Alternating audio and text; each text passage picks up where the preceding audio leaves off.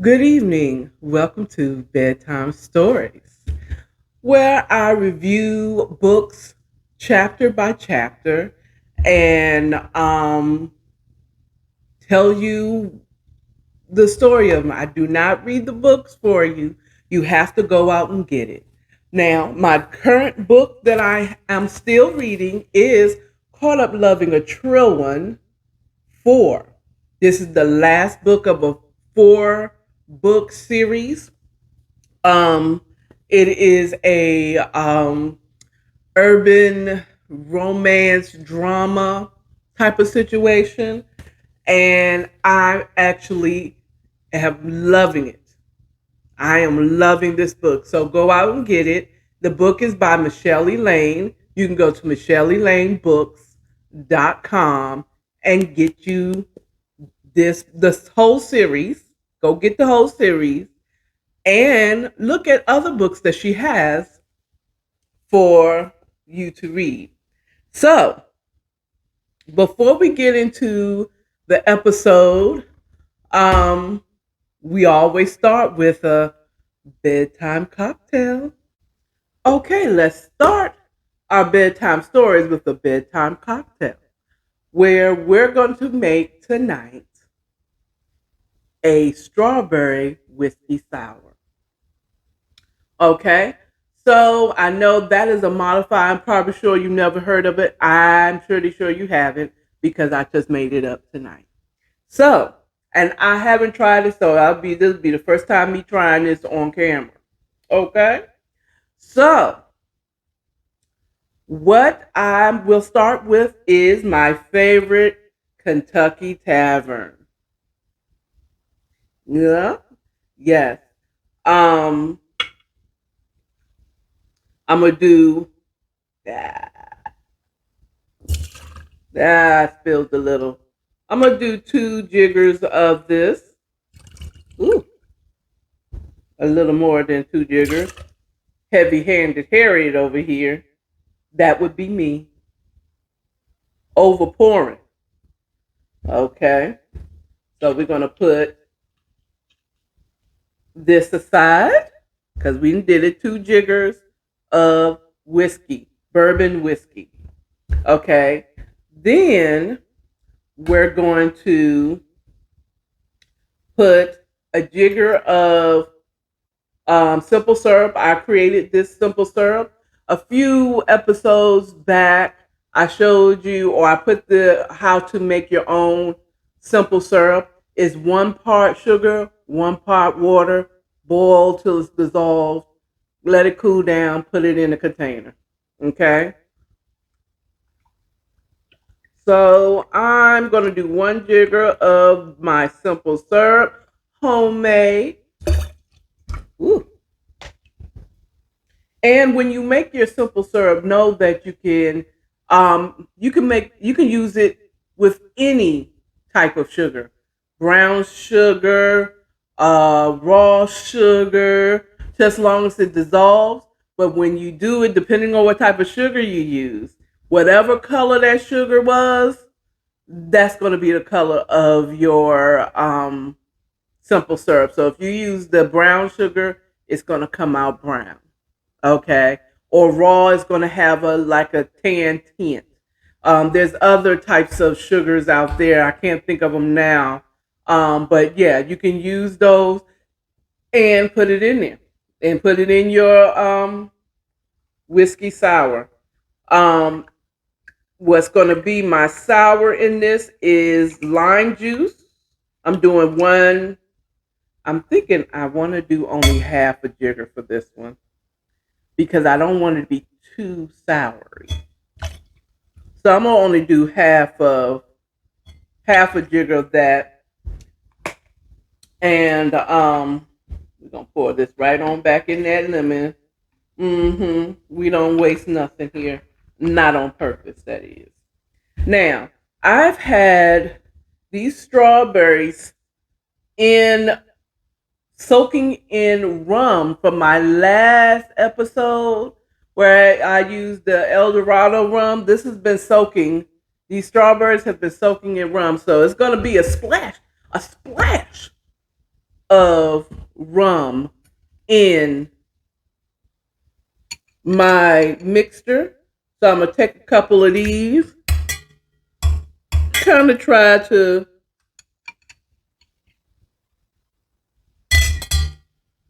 give it the flavor, and then take some of this rum, just a little bit, just a splash of the strawberry juice, rum juice in here. I'm trying to kind of crush it up, but I don't have a not a mallet, but I can't think of that. My mind, my mind. When you get older, things be forgetting. I'm a true auntie. And now I'm going to put some ice in my shaker. Pop it. Hold on. That's gonna pop. Oh, okay, it's on. Okay. We're gonna put the top on and begin to shake, shake, shake, Kiora, until it's almost hard to take the cold.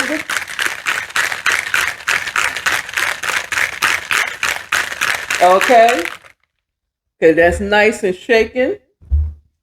We're going to pour it in this martini glass.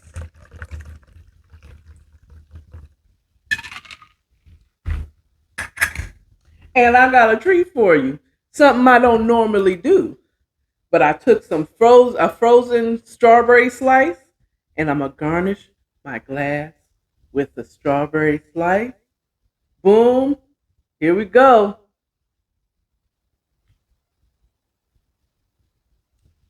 Oh, that's good. I came up with a good one, y'all. I came up with a good one. All right. So we're going to put this over to the side.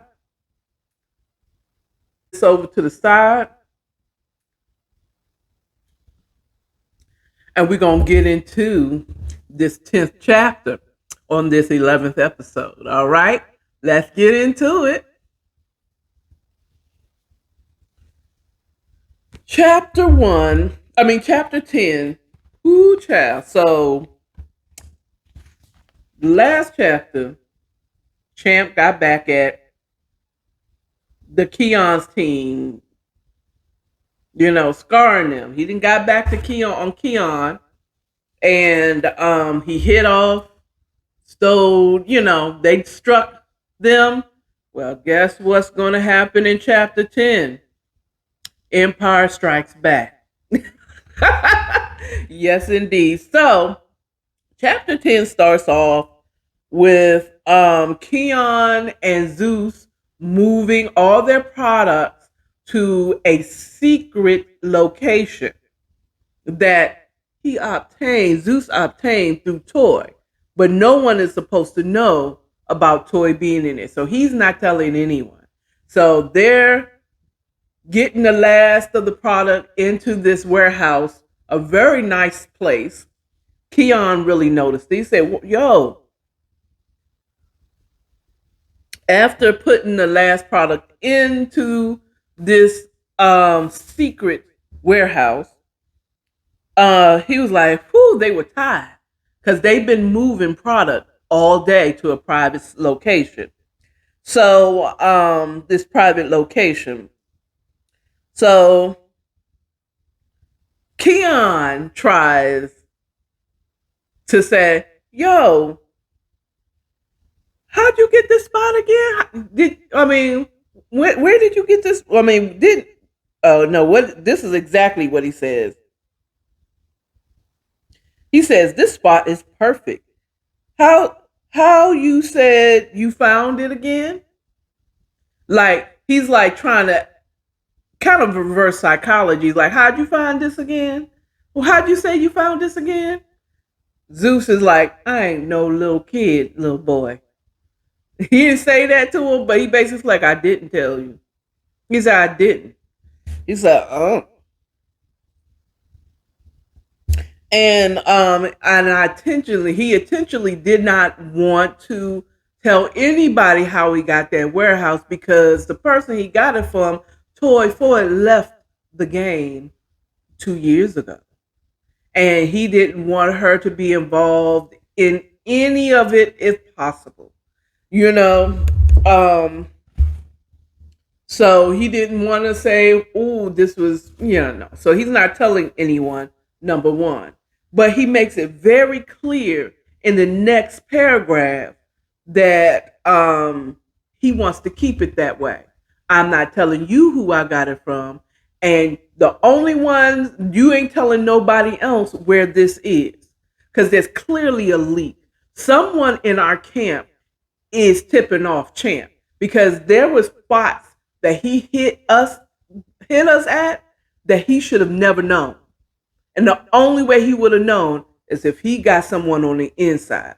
So the only ones that is to know where I spotted this new warehouse is me and you. You get it, Keon? Keon was like, he's kind of confused that he's not catching his drift. Keon is showing to be not a very good leader at all because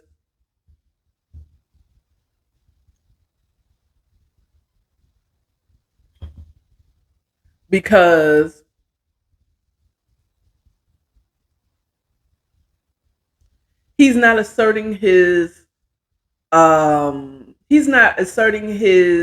authority. He's not stepping into the leadership role the way he needs to. Okay. And I can kind of get that. I'm a leader as well, but I'm not a leader that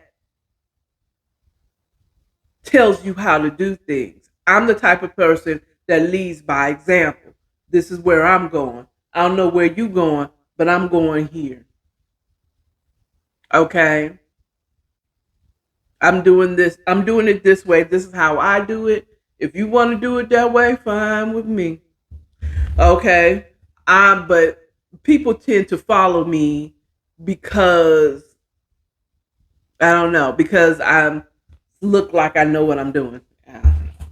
Let me see. But Keon is not really asserting his authority. Okay. You can kind of tell that when after Jamal passed, that he didn't have that leadership quality, but he was the next one in line, so he took it on. He didn't do it. He just was in the back stewing, mad because it seems like everybody's turning to Zeus. This is all the way like at the beginning of the book. Okay, but so Keon's like, I get it. He's kind of side-eyeing Zeus like, what are you talking about? You think somebody in our camp is... I don't think anyone's in our camp is telling these people. They just know, whatever. But he said, he also trusted Zeus enough to know he knew what he was talking about and that he was going to follow his lead, what he says. Okay. And Zeus, unfortunately, he is finding himself more but in a leadership role, okay, because he's more experienced. He's been in this game for a long, long time. He doesn't want that title or that position, okay, but he's finding himself doing that. Okay.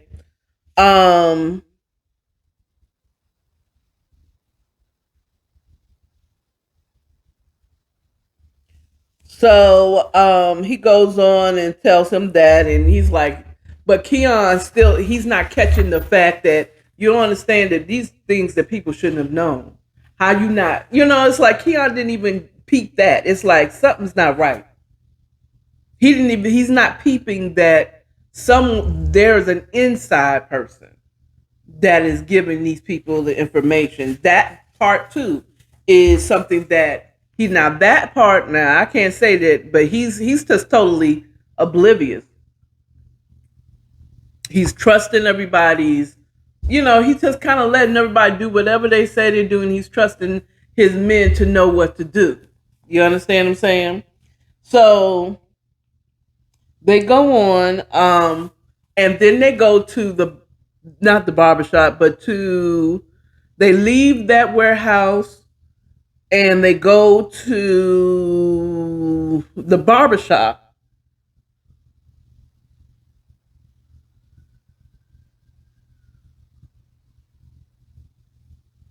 They pull up to the barbershop that they use to launder their money. Is it a barbershop?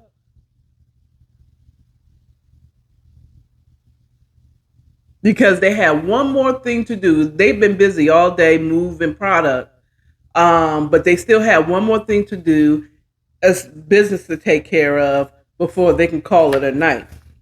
So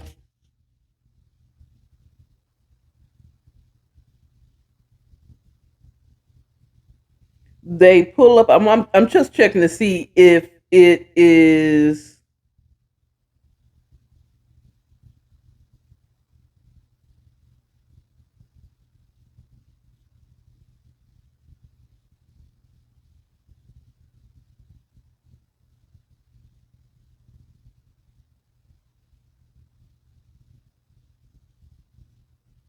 Da, da, da, da.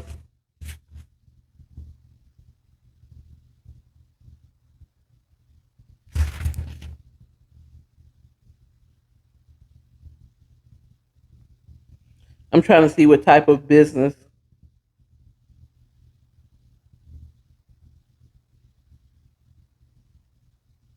It was a barbershop. They pulled up to the barbershop where they used to launder their money. That's where they met Wayne and Noah to help them with the last business that they need to take care of at the end of the day. He taught once they get out, Zeus spotted the car because they're switching out vehicles because they're in a cargo van because they had to move all this product. They're switching out the van for another car to perform this other business that they need to take care of. So he tossed the keys to Wayne and says, "Hey, go return the van, and we'll meet you at Blaze, the strip club, later on after we finish handling our business." And so Noah,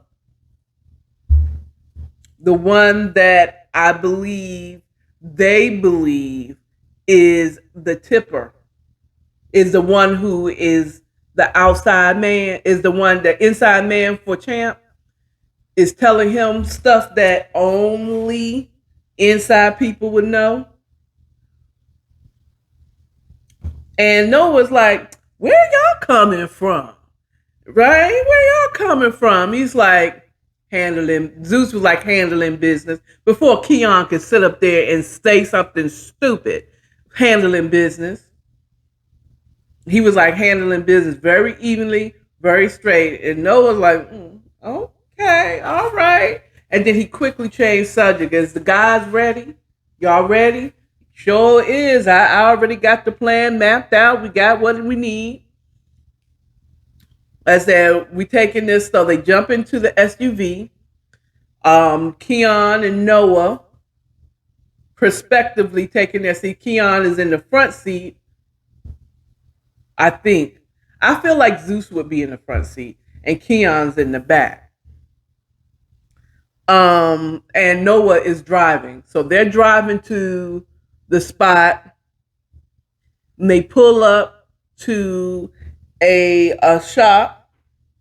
I think another barbershop, actually. They jump into the SUV. There's a lot of small talk and music playing, and they just having a good old funky time. Okay.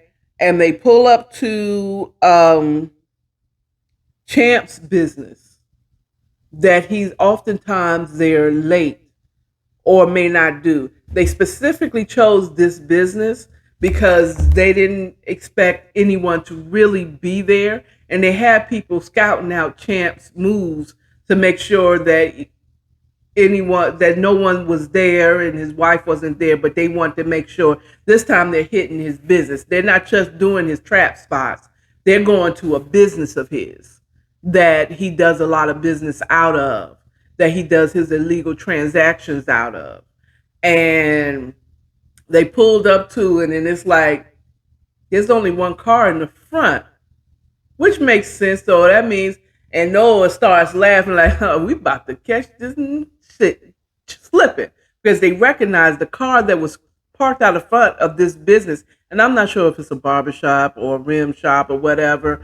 I mean, like, if you want to know exactly what it was, get the book, because I don't want to do any long pauses like I just did trying to find out what type of business Zeus and Keon and Noah was at for their business, their laundering business.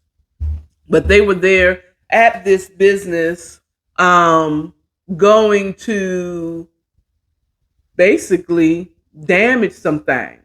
If someone's in there, oh well. But the plan was to not really hurt any people. Okay. But if Champ was there, oh well, that was the theory. Oh well.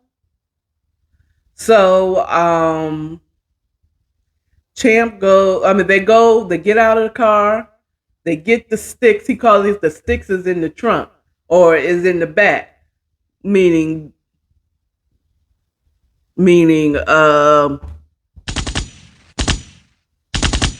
okay.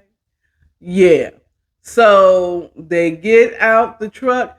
Now, before they got out of the truck to handle the business, Keon, when they arrived, Keon said, "Okay, well, yeah, he's there. You want to go around back and just check that nobody, nothing's going on back there?"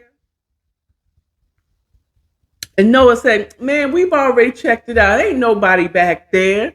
Nobody's back there. It's an old abandoned road, and it's a gate back there. Ain't nothing going on back there. We don't need to do it." So Keon shrugged his shoulder like this, and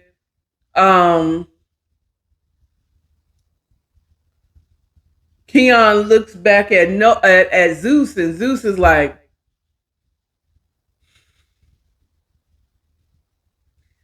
he's kind of frustrated because Keon is not asserting his authority. Like, nigga, I told you to go back there. Go back there. Okay? And so, of course, Noah hears this. He's like, "Nigga, you got a problem?" And Zeus looked at him and was like, "Who the F you talking to, little?"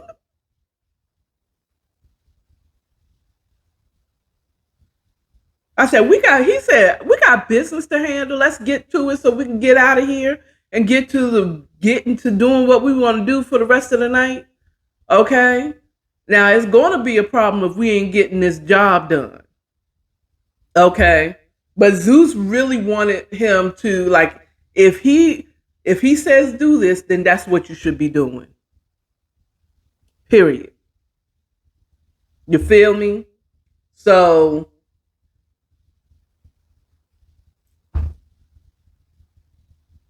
they get out without checking the back.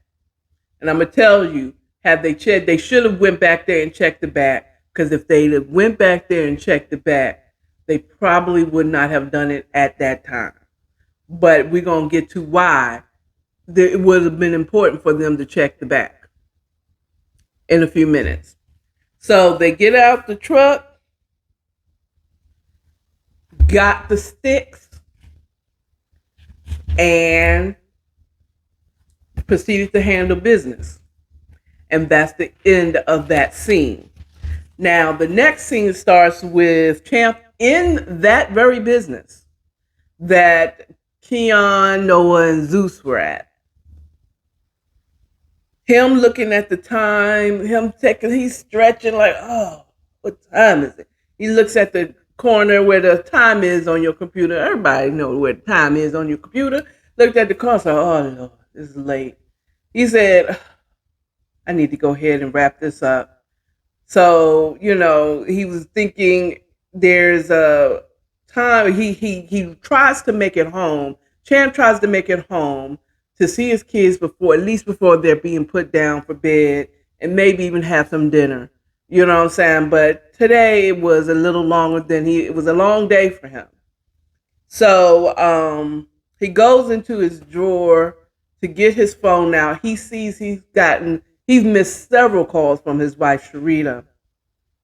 They're like, oh, he tries to call it back. It goes to voicemail. He was like, oh, let me go ahead and wrap this up because my wife was upset. And then as he was starting to wrap things up, he hears a noise. So he goes into his other drawer, gets his piece out, but then he relaxes because he hears the sound of someone punching in the keys to the gate. Excuse me. It's like, oh, it's only a few people that know. It's very few people that know the gate code for that business that was coming in. So whoever it is a welcome visitor and would have the code to it. He relaxed even more when he heard the clicking of heels walking down the hall. And then when the door opened, he was very happy to see Sharita. She came to check on him. It's like, babe, you were supposed to have been home an hour ago. And it's like, oh, I'm so sorry, babe. Champ goes into explaining that he had a long day. And then she comes further, opens the door further. And not only is she just there, but she brought a plate, his dinner plate, wrapped with foil. So I thought I'd come down and check on you and bring you your dinner since you missed dinner.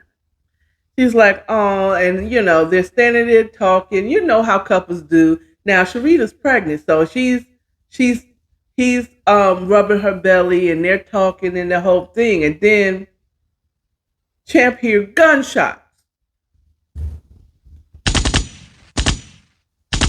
and glass start to shatter. He um tries to protect his wife from the gunshots or the bullets with his body, but then he eventually, let's get down, let's get down, you know. So they're ducking, they're on the floor, and they then she, he tried to reach for his gun, but he couldn't because the gunshots were just coming like this, and his little 9mm had nothing on these assault weapons that's shooting up his business right now. So as soon as it was over, the gunshot stopped. He got up, grabbed his gun, ran to the front of the shop to try to see if he could catch who was doing the attackers. And all he saw was an SUV, a dark colored SUV, leaving the parking lot. He pointed his gun to try to shoot him. Pew, pew, and everybody's going down. But he missed them. He didn't see who it was. All he knows was a dark colored SUV. So he goes back into the his business, makes his way through, and then he gets a call from his sister Alicia, and he's like, "Hey, what's up?" She said, "Look," I said, "I can't really talk long right now. What's going on?" She's like, "We got hit. All our spots got hit. All of them. All of them got hit, and they got hit bad." And money and product was stolen, and a couple of our people are injured from this. No one dead, thank you God. That sounds like my whole window's open. Sorry. um she said we got hit. She's just going down and telling them everything. And Dewan's spot, I guess one of the major spots, really got hit bad. And he's like, okay, okay, um, don't worry about it. I got some things I gotta handle real quick, and we can meet up. And he stops in mid speech because he still sees his wife on the floor. She's still laying down there. So he walks over to her. She's like, and he sees her, and she's laying there in pain, winching in pain, and he's like, she's sitting and blood is around her. He was like, Alicia, I'm gonna have to talk to you in a minute.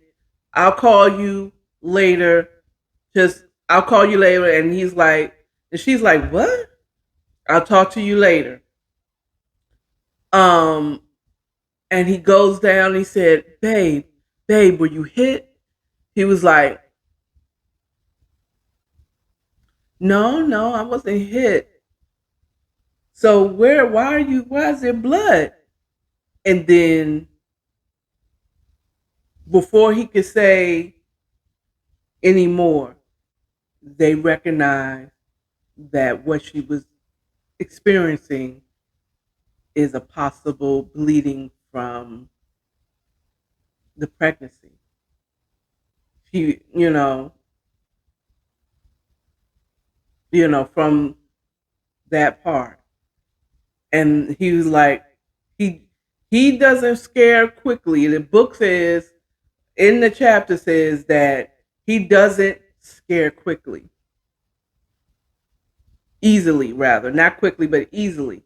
But this made him quite scared because he don't know what happened. He just wants to make sure his wife. So he picks her up and he's like, babe, I'm gonna get you to the hospital. And he picks her up, holds her close, and he's kissing her forehead and he's trying to reassure her that everything's gonna be fine because I'm gonna get you to the hospital quick.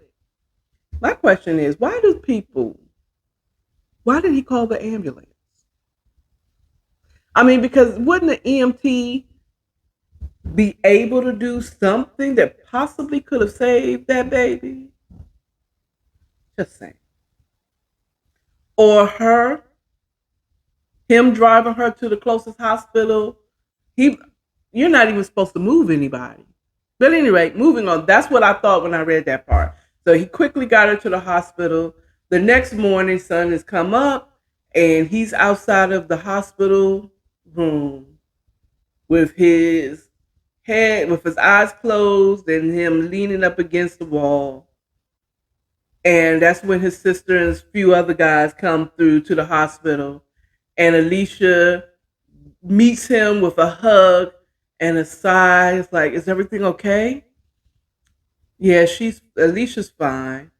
I mean, she's fine. I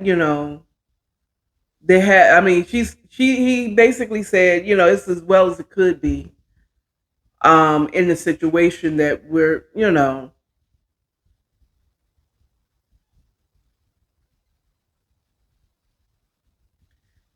And then Alicia asks about the baby.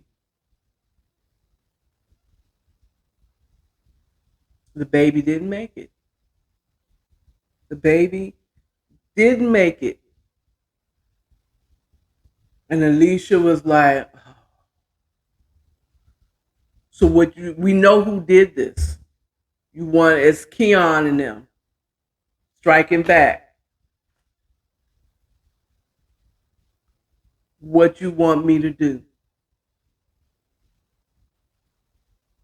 And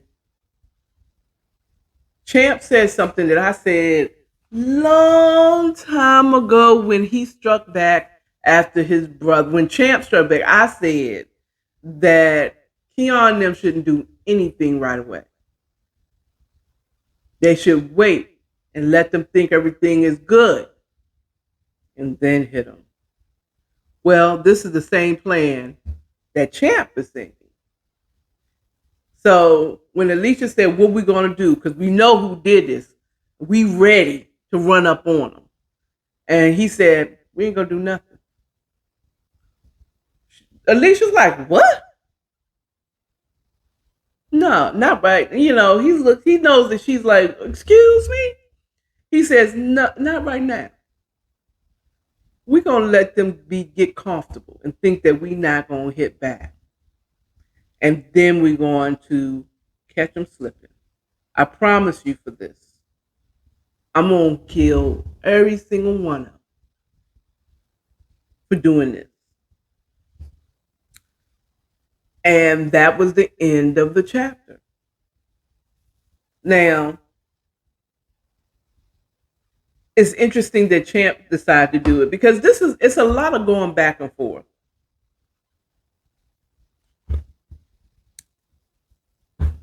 Once again, I feel like this could have been avoided had Noah respected Keon's decision to go and see it. Because if he would have known it, this is the second time Noah then did some dumb stuff.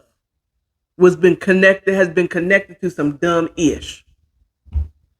And if Keon is so stupid that he don't realize that he's the one behind it,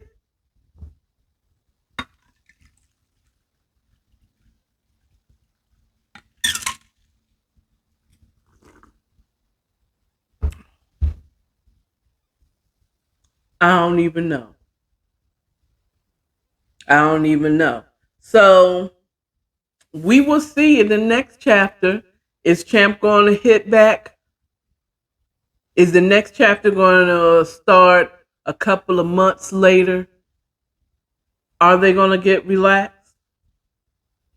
Is Champ going to find out? I'm getting ahead of myself because I did read chapter 11. Mm-mm-mm. Is Keon going to recognize that maybe Noah he's not putting two and two together? That Noah was involved always in all the stuff. Okay. Is Noah the inside person for Champ? And who's the inside person that Noah called that had to do whatever? You know what I'm saying? And then the dummy didn't even call him and tell him or text him like, "Don't go. It's not safe." Whoever that person also is a ding dong. But either way, we gonna see. Will Toy have to be dragged back in to straighten everything back out?